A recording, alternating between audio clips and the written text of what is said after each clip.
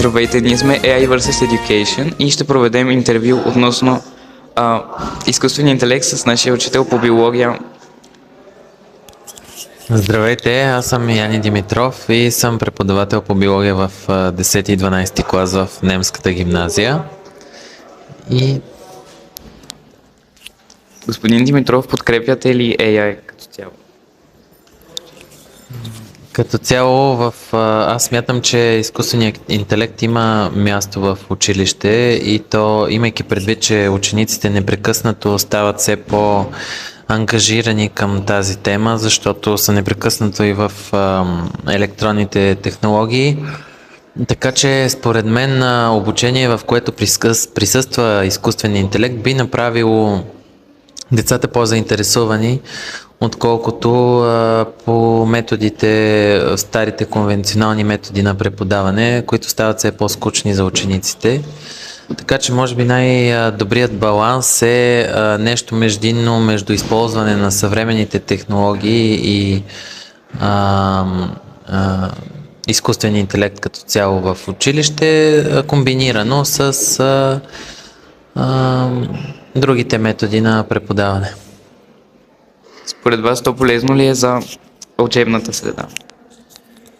Да, в учебната среда може много по-интересни задачи да бъдат решавани с изкуствен интелект и с неговата помощ, защото той може да разработва различни задачи, различни дори тестове може да се разработват, може да прави нещата по-дигитализирани и да представя информацията по интересен за учениците път, както казах.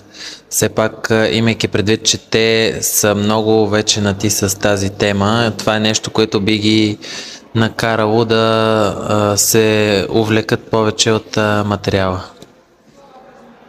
Помага ли AI наистина на учениците или ги прави по-машинизирани и безпристрастни към материала?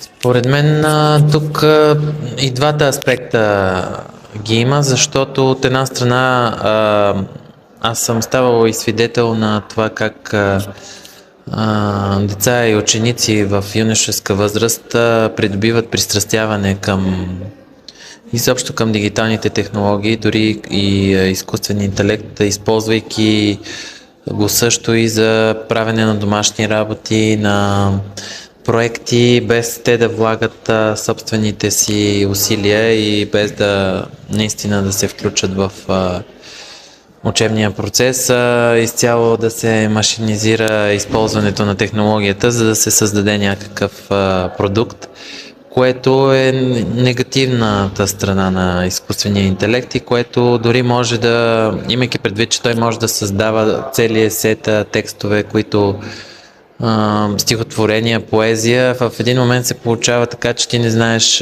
някакъв литературен текст дали е създаден наистина от човека или е създаден от изкуствен интелект. Тоест, там вече идва и темата за авторските права. Но определено при някой тип работи в клас може да се използва много успешно, така че да помага да бъде по-разнообразно обучението. Благодарим ви много.